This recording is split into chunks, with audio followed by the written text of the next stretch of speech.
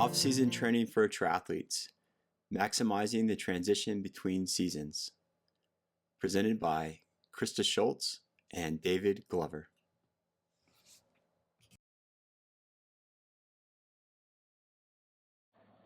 So off-season training is actually a great topic, and one that doesn't get discussed a lot because, as athletes, we tend to focus more on our training. So when we talk about off-season, we're sort of talking about the period when we don't do as much training, so maybe we still do some, and it's that period of time between racing seasons. So it's sort of a kind of nebulous, undefined period of time. And I want to kind of talk about the two extremes, and then we'll probably end up somewhere in the middle. So the first extreme, do nothing. So this is our dog, Princess. And, it's tempting to take time off, which is important, and we'll talk a little bit about that. But it's also important not to do nothing for a lengthy period of time. So the risks of taking time off, you lose fitness, muscle mass, and potentially gain weight. Yep, and technically you lose about 20% of your cardiovascular fitness in about a week of doing nothing. So it is good to maintain that cardiovascular fitness. Yeah, and I was just looking at some research today for an article I'm running for Training Peaks, but it says for someone that's newly trained, so someone that's, for example, relatively new to endurance training, in as little as 4 weeks, they basically, if you train for a period of time, then you stop for 4 weeks, you're basically resetting back to where you started. If you're highly trained or you've been training for a longer period of time, you will lose fitness, but chances are you won't go back to no training at all. So you'll still maintain some level of fitness beyond where you just started. So the other extreme, this is our other dog, Twix. As you can see, he's running really fast through the snow. And, there is a temptation to keep racing and, to keep wanting to do more and not give up that level of fitness. But there's risk here as well. And here, we run the risk of injury, burnout, staleness, and overtraining. And those last three terms sometimes get used interchangeably, but they are a little bit different. So the goal then is we really want to look for that happy median. And there's three perspectives to consider. And what we're going to look at is starting with three perspectives to consider. So first is we want to look backwards, so look at this past season that you may have either finished or are finishing up. We want to look forward, so kind of setting the stage for next season and what you want to do. And what this actually drives is what you want to do next season actually drives the timeline for your off season now. And we'll get into a specific example on what I mean a little bit later on. And then finally, the bulk of what we want to talk about is what to do now. So from now until the start of your triathlon focused training. Yeah, and for this reason, it's important to keep some sort of training log so you can look backwards. I know it's hard for me to remember what I had for breakfast this morning. So make sure you have some kind of journal where you're keeping track of things, at least volume.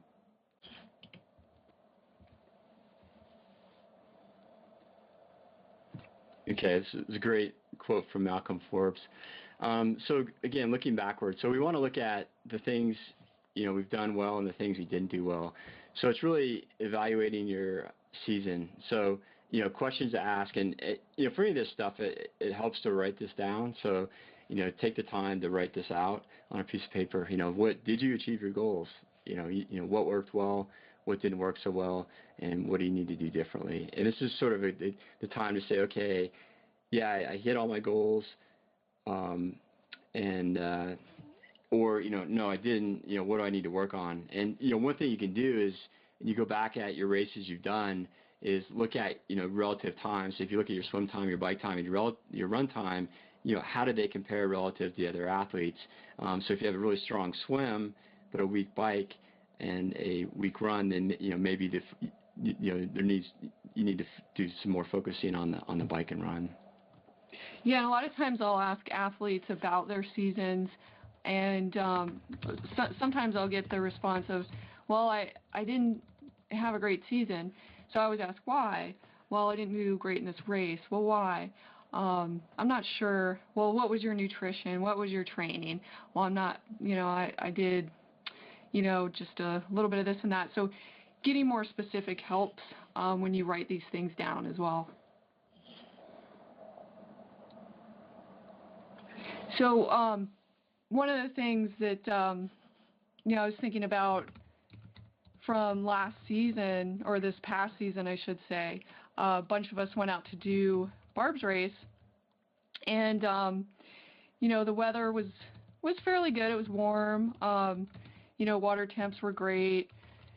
A lot of things worked out really well. And some of the mistakes, I made in this race were, not following my nutrition plan. One of the things that I really am animate about with a lot of my clients. So, that's one thing you can, sort of just write out and think about, and, just take some time to try different products in the off season too. Try out things that you think may help you better next year, or different combinations of things.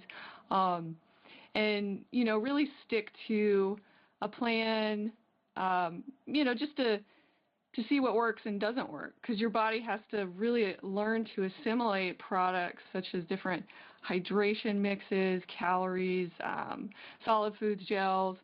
And, I'd say for me, looking back at that last slide, some of the things that worked well or didn't work well for me was just not following that plan. So, big lesson learned, which I've learned over and over and over, but whenever I nail that nutrition plan, I have a good race. So there is a commonality in these long distance events. Okay, yeah, so this looking backward, I think is absolutely critical, and, it doesn't take much time, but it's sort of it can also serve as sort of a record going forward each year so that you can build on. So looking forward, and again, another great quote, in the absence of clearly defined goals, we become strangely loyal to performing daily acts of trivia. And again, this is asking questions. So we've looked backwards to evaluate, now we're looking forwards. And it really comes down to what do you want to do? What are your goals? Whether it's, doing your first triathlon, or maybe you're an experienced half Ironman or Ironman athlete and you're trying to, qualify for the World Championship, or, podium in your age group, whatever it is. But it's helpful, write them down. And, what do you need to do in order to achieve them? So again, you've looked backwards, if you've identified, hey, I need to work on the bike or the run, this is sort of, what are those things that were missing from this past year that you need to fill in this year in order to move forward. And really, as I kind of said previously, your race schedule and goals are going to drive your off season and start of your training. And again, we'll go through a specific example a little bit later. So examples of goal setting, and I'm not going to spend too much time on this, but really, if you've been in the business world, you've probably seen this SMART acronym, and I've actually seen several different varieties of this, but the one I like the best is goals that are specific, measurable. So at the end of the day, you can say whether or not you've accomplished it, achievable. There's actually been research that says that goals that are moderately challenging but still achievable are more motivating than goals that are either A, too easy, or B, so far out there that you're never going to achieve them. Results-oriented, so again, what is the result you're trying to achieve, and time bound. So there's some boundary around that. So here's two simple goals I came up with. So my goal is to successfully finish my first sprint triathlon this summer. So pretty clear, either finish it or don't finish it. It's this summer is the time period, and the result is the finish. Another goal for more advanced athlete might be my goal is to qualify for Ironman Hawaii, the World Championship, by earning an age group slot at Ironman Lake Placid next July. Again, so very specific. It's measurable. In order to do it, the measurement is earning that age group slot. And finally, the biggest piece is, so what do you do now? So we kind of talked about looking backwards, looking forward, and what you do now, and really taking responsibility or ownership of, hey, this is what I need to do in order to be more successful next year.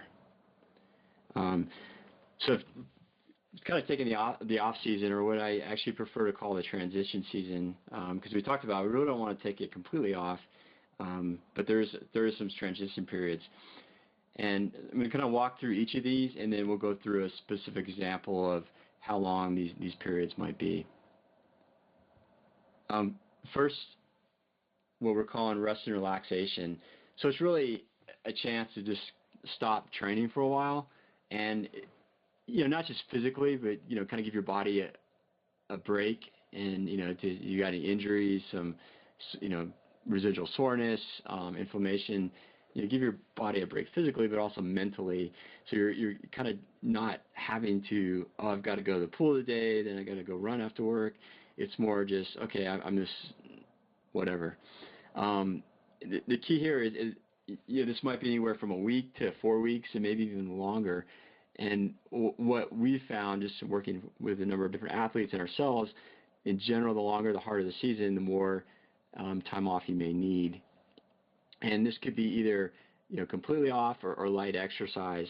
And I'm sort of on I think it's okay to take some time completely off, but at the same time, if you can get out and walk and do light exercise, go play ultimate frisbee.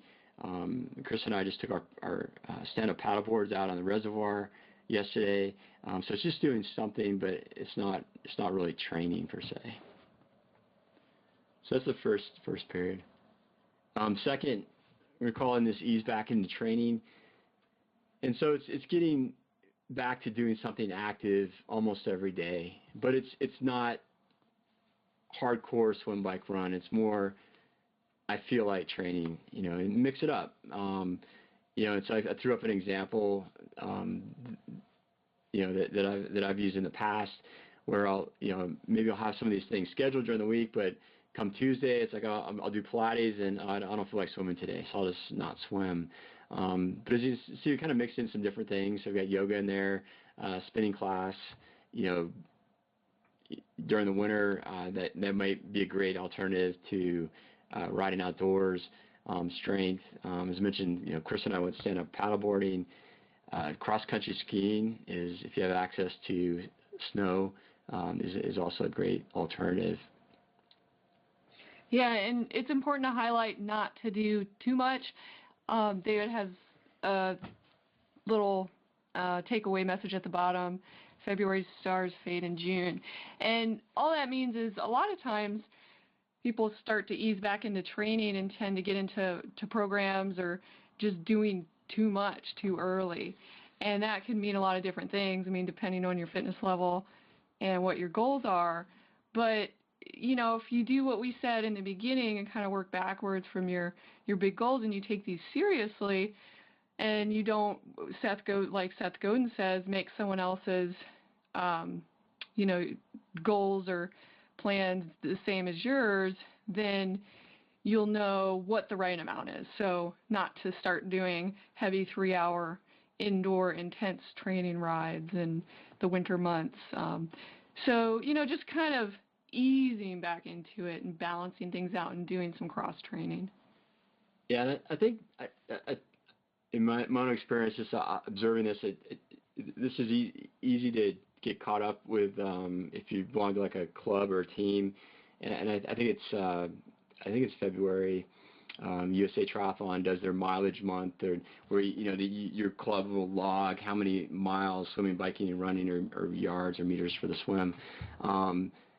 And I've seen some people put in some massive amounts of volume, and it's I can see how it's motivating, but it can in fact be detrimental. So if you're building up your fitness really fast in February, you're not going to be able to hang on to it, when the racing season starts.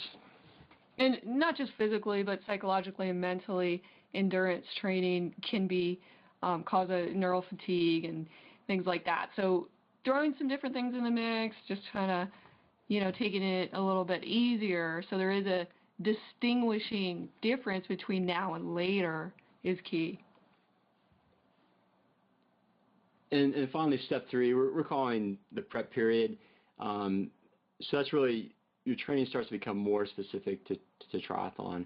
And the goal here is really to kind of get back into, a routine, a consistent routine of swimming, biking, and running. Even if it's, 2 days a week of each would be great. And, the goal here, you're starting to increase your fitness level that's specific to triathlon as well as your endurance. And there's a principle of specificity in exercise science that basically says that in order to get the desired adaptation, so for example, if you want to become a faster swimmer, biker, and runner, then you have to swim, bike, and run. So the cross training is great, but at the end of the day, it's the swimming, biking, and running that will help you get faster. It's also a great time to do a field test.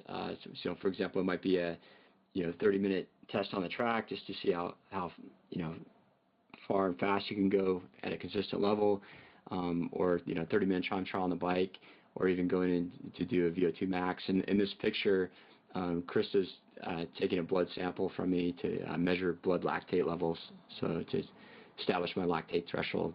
But it's a great time to kind of get that baseline, and then as you go forward, you can compare against that and see how your fitness improves.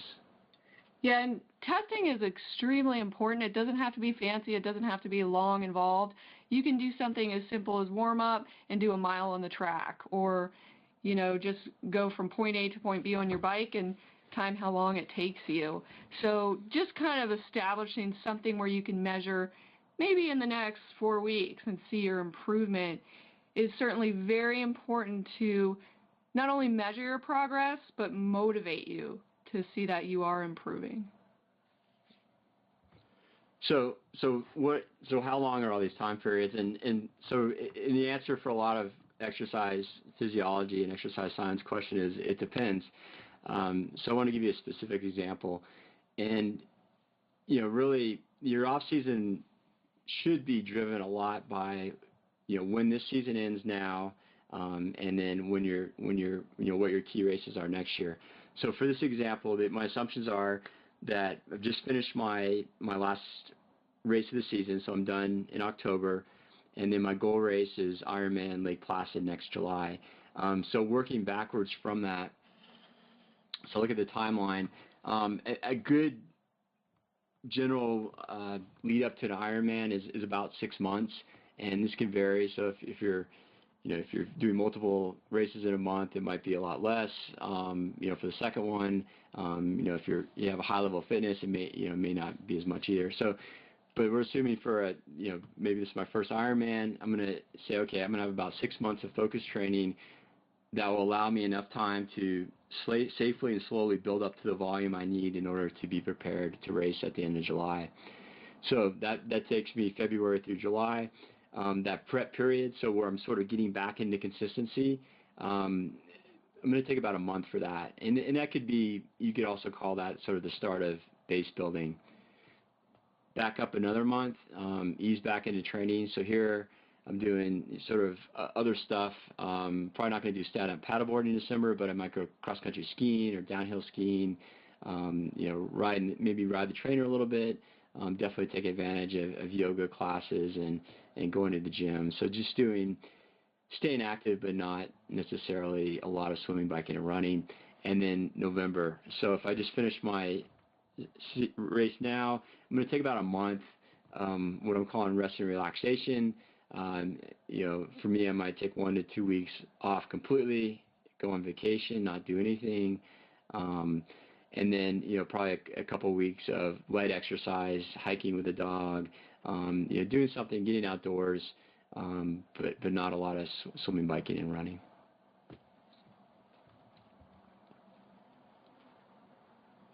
So some tips to become faster and fitter in the off season.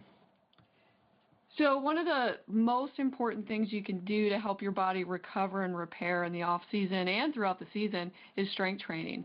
So strength training kind of does the opposite of endurance training in that it builds the body up in terms of testosterone production, cell repair, and endurance training causes a lot of oxidative stress, lowers the testosterone.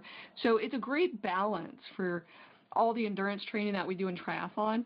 And it's, super important to help prevent injury, develop not only muscular strength, but strengthens your bones of your joints and your connective tissue. And, for a lot of us, it helps keep us lean because developing more muscle mass helps to stimulate your basal metabolic rate, so your resting metabolic rate, the rate at which you burn calories at rest, and helps us utilize body fat as fuel. So it's super important, and as much as we want to go long and go hard with endurance training, if you take the time to back off some of that, especially in the off season, you're going to feel so much better when you do start to increase your volume later on. And then, with your endurance training, including short intervals and drills are great in that off season, we're calling it, where you're not doing any, focused in specific training for triathlon, but just trying to stay fit. So incorporating just maybe shorter lactate threshold intervals and doing some technique work with drills. So it's a really good time when you're developing your overall strength in your body through strength training that you incorporate some of these drills, because it'll help translate the strength into power. And you can incorporate, plyometrics along with that strength training, but, make sure that your body's ready for it, your technique is appropriate, that you're not doing anything to harm yourself when you are doing strength intervals and drill work. Yeah, and we'll go through some examples of intervals that you can do. So I actually had a great question before the webinar on, so what does a prep period, or, we could call it early base building, look like? So this is just a sample schedule. I'm assuming this athlete is training for a half Ironman, and, broken the week up into, swim, bike, and run workouts, and, as well as 2 strength sessions. So the zones are just a way to describe the average intensity, or sort of the intensity focus of the workout. So zone 2 would sort of be your moderate aerobic effort pace that you can maintain, for a long period of time. Zone 3 would be your moderate intensity. So even during the base building, there is some, a little bit of intervals worked in. In the case of, the early season training, hill repeats on the bike and run are a great way to get in some moderate intervals, that will boost fitness and boost strength too. Week 2 is a progression of the first one. So in this example, we've added a little bit to the long rides and runs on the weekend, and then added a short swim on Sunday. So it's a way to bring up the volume gradually from week to week without jumping too much. So just an example. So some swim intervals. So this would be an example of a interval set within a workout. So this is not the complete workout, but this might be something that you do, at the end of your workout, as a way to finish up, or even after the warm up. Again, it's an example of progression. So if you see in week 1, we're doing 4x50. We'll assume it's free. So we're going fast for 35, and then easy stretch for 15, rest 5 seconds, and then kick 6x25 or kicking fast, and then resting 10 seconds. Week 2, I can either increase the number of intervals. So in this case, I went from 4 to 5, and 6 to 8. Week 3, I've gone back to the original number of intervals for the freestyle, but I've bumped it up from 50 to 75. So again, example of how, starting at shorter intervals, we can kind of gradually build them up over time. It's also good with your intervals to incorporate, especially if you haven't incorporate some other strokes in the water. This will help your freestyle stroke and take some of that pressure off the internal rotators, especially if you're doing like backstroke and backstroke drills. So example of run intervals. A great warm-up, and I'll send out a link to this. Krista and I put together a nice little video on dynamic stretches that are a great moving way to warm up before you work out, and then add in some strides. So strides are just quick acceleration, so not an all-out sprint, but a fast leg turnover for a short period of time. In this case, this might be the zone 3 run, and so it's moderate intensity. So week 1 as part of my run, so I might be doing a 30-minute run, for example. So within that 30 minutes, probably somewhere around the midpoint, I'm going to go find a not too steep or not too long hill, but I'm going to basically run up it for 45 seconds at a tempo, so a zone 3, so moderately hard, and then jog down and repeat that 4 times. I can progress the workout by increasing the number of times, so I go from 4 to 6 to 8, and then finally the last one I can also increase the length of the run up.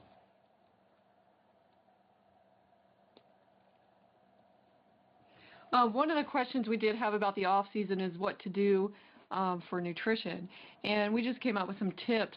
One of the two of the most important things I think you should pay attention to in the off season, even during the season, are protein and fiber intake. Protein intake is key because you want to maintain that metabolic rate and that muscle mass. Also, the nutrients that proteins contain help you to recover and repair a lot of that tissue. So you're still active, you still need that protein intake, and that will provide a lot of the calories that you need as well. And, fiber is key because a lot of fibrous foods have a lot of nutrients as well as good nutritionally dense carbohydrates. So examples are lentils, beans, fruits and vegetables, apples, avocados, sweet potatoes. Sweet potatoes are huge. They have a lot of nutrients, including vitamin A, just a ton of great things. I think that's one of the top foods on a lot of my fiber and vitamin lists here. So keep track of protein intake. If you're about at least, I like people to get about 1.3 grams of protein per kilogram of body weight. So if you don't know your protein intake and you want to make sure you're getting the minimum, just take a second and write this down. So just take your body weight, divide it by 2.2, and that's your body weight in kilograms, and then multiply it by 1.3. So that number is the minimum amount of protein you should take in per day. So about, for a 120-pound person, they want to get about 70 grams of protein per day at minimum. Doesn't mean you don't need more. So you can split that up and say, if I have 3 meals a day, I want to get about 15 to 20 grams of protein per meal, plus 2 snacks, maybe about 10 to 15 grams per snack. So some good food choices are, different lean meats, if you're a vegetarian, beans, tofu. You can do protein shakes. I like a good whey protein. Different bars. We do Epic bars, but there's a lot of vegetarian options out there as well. Eggs, hard-boiled eggs are great for snacks. So those are just some quick ideas. And it's definitely important if you're going to try a new diet or a cleanse or, something different with your regular nutrition, do it now in the off season. You want to try to make any kind of nutritional change when you're not in preseason or working really hard towards your race, because that can change your energy level a lot and your body composition, which can affect recovery, mood, so a number of different things. So those are the 2 important things, protein and fiber. So pay attention to those. And because you're in the off season and you're not doing as intensive work, you are going to want to decrease caloric intake. So the things that are best to decrease, and I focus on rather, what you can maintain than decrease, and that's protein and fiber, but thinking about decreasing the foods that have little nutritional value. And I know alcohol's on here and all the parties are kind of in the off season. So David does a cider, which is really low in calories but has a little bit of alcohol content. So maybe you could switch up with something like that, or just do a glass of water in between drinks, but sort of cut back on that stuff, because gaining what you gain now in body fat because you're less active, it's not necessarily going to come off when you start training. It's harder and harder to lose body fat when you already have it stored. So it's better not to put it on. If you do, again, you want to just sort of slowly think about, it's good to log those calories, see where you are, and slowly think about decreasing the non-nutritionally dense carbohydrates. Like, we just have pasta and alcohol written, but maybe some breads and pastries and things like that. So, the simple sugar intake from the sports drinks and gels, that'll just naturally come down if you're not training as much and you don't need those things. So some of that stuff takes care of itself. And if you eat out less and you sort of prepare before you go to these parties or events, no, that's sort of a helpful thing going into just not setting yourself up for failure in a lot of cases. So so here's some good tips for you.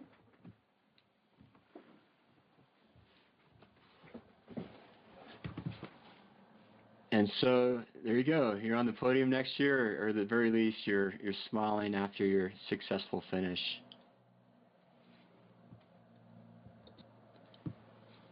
So thank you. So that concludes our formal presentation.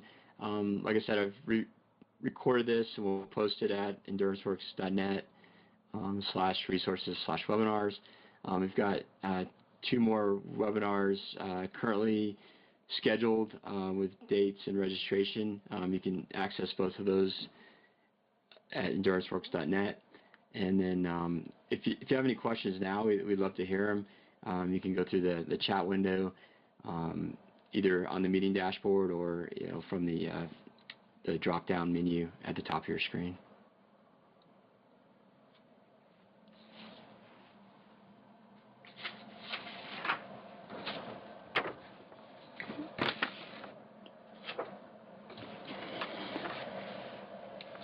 Oh, we did. We had a question about P90X.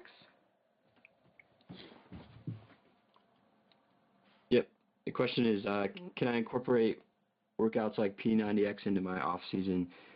And so I am an owner of P90X, and I admittedly have not done the whole program, but I've had a chance to do some of the videos, and I think there's some great aspects of it.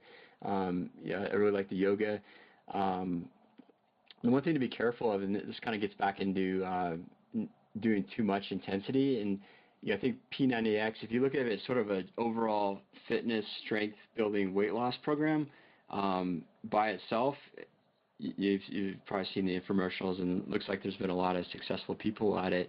The danger is it's not necessarily going to make you a faster triathlete. That being said, there's definitely advantages to getting stronger and more lean muscle mass, less body fat. So it's one of those things to just be careful of.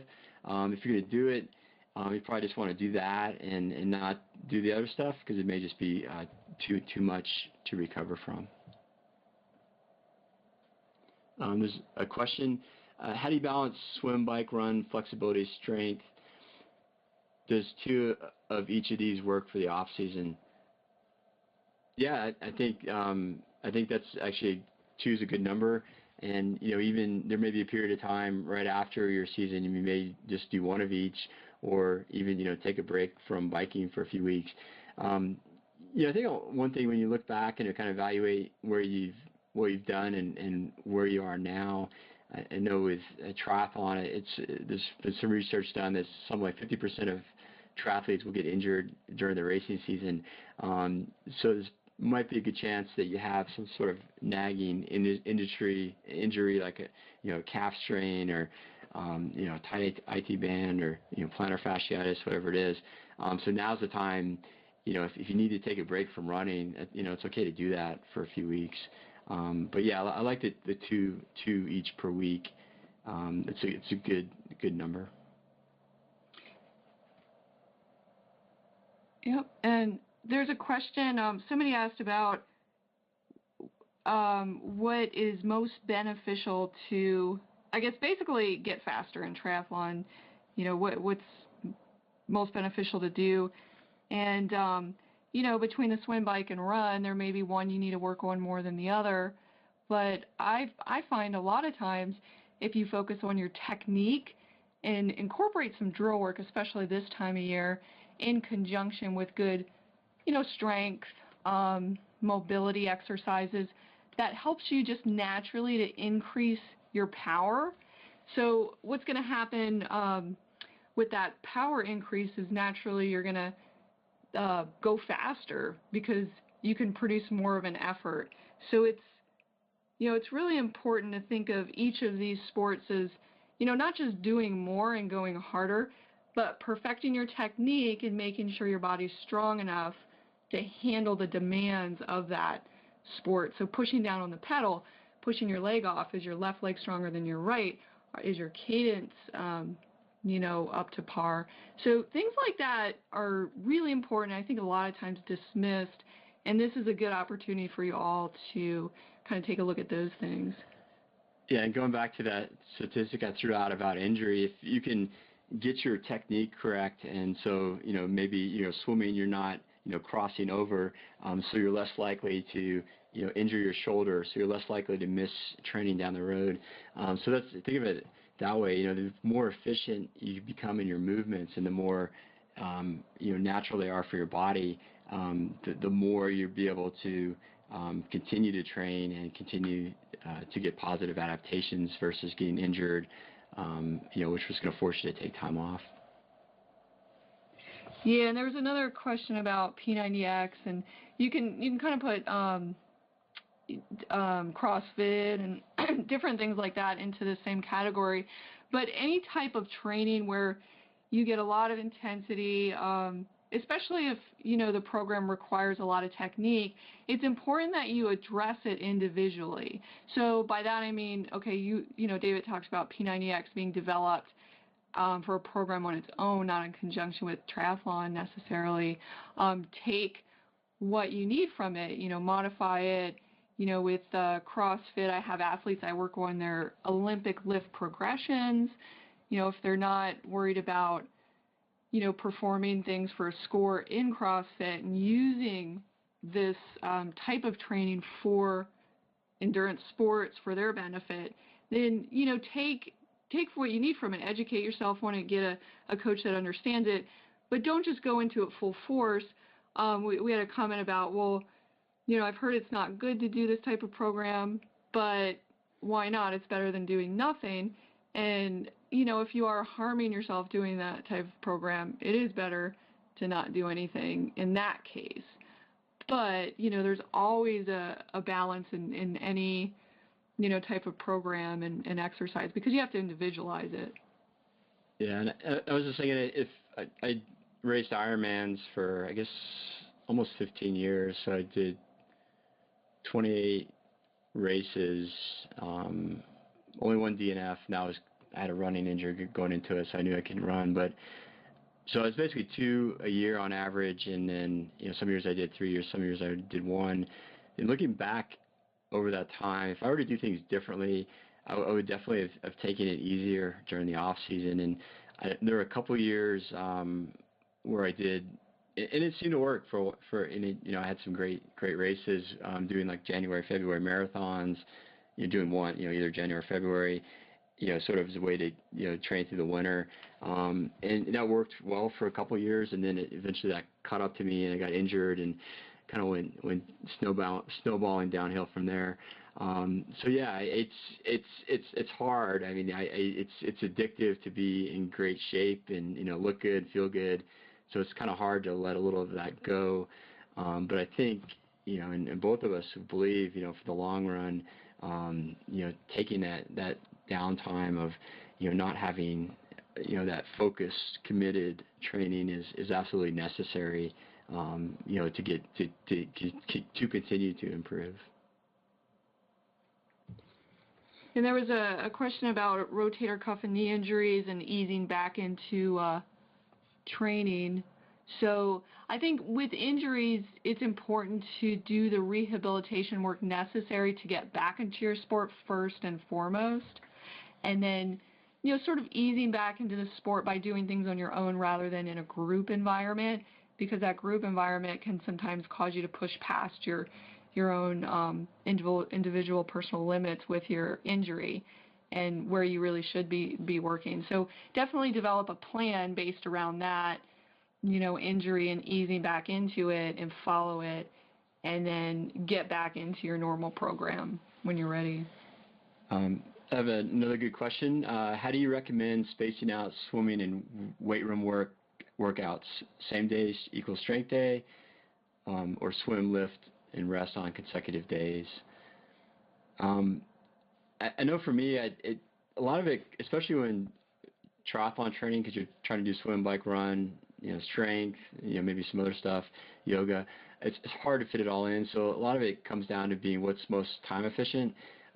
Like today, for example, rather than go to the rec center, every 3 or 4 days this week, I'll probably go twice. Like today, I went in there, swam 40 minutes, relatively easy. Went through all the different strokes, and then did weights. Yeah, I like that just because you go there, you knock them both out, and you're done.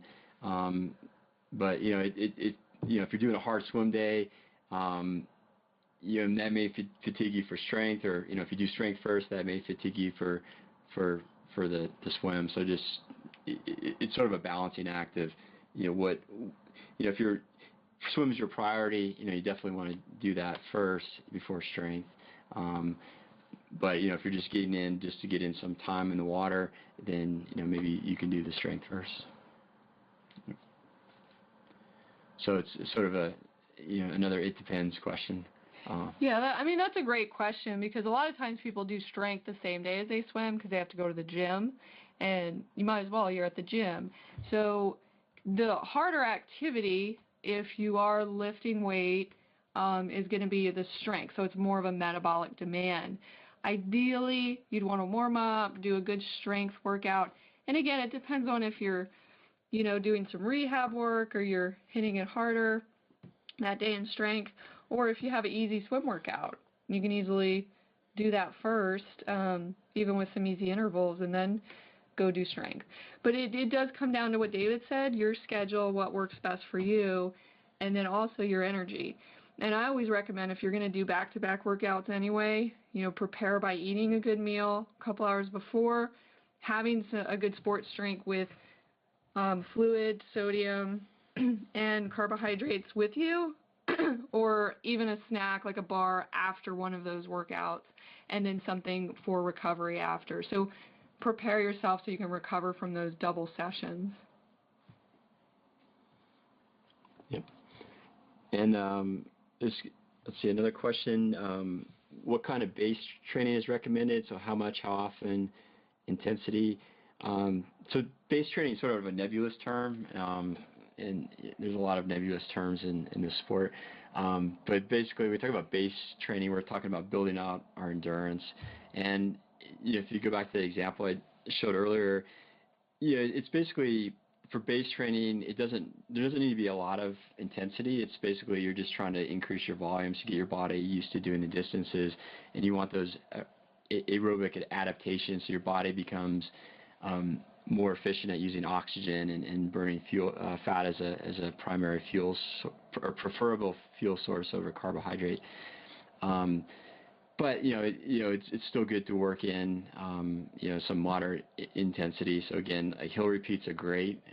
They're not all out, but moderate hill repeats, as well as Krista talked earlier about doing drills. So drills are a great way to, like for swimming, to isolate part of the swim stroke. For biking, doing like a single leg drill or a high speed cadence. So you're basically teaching your muscles to move more efficiently. Yeah, and I did a lot of cadence work early in the season this year, and it really helped me. I didn't do enough base mileage for Barb's race, which hurt me a little bit, but the first 35 miles of my bike ride were amazing, and I attribute that to a lot of good work, cadence, working on my cadence and being efficient. So not expending a whole lot of energy and being able to produce a lot of power.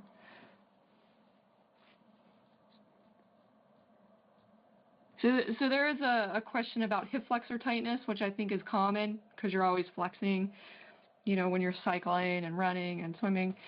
And one of the cool things we've discovered in the past few years is foundations training, which is great for strengthening your posterior chain, your glutes, your hamstrings, you know, helping to keep your spine neutral while you fold your pelvis forward rather than curving at your spine. So that way you can get your glutes to fire better. And you can look up foundations exercises. It's a great little routine you can do on YouTube.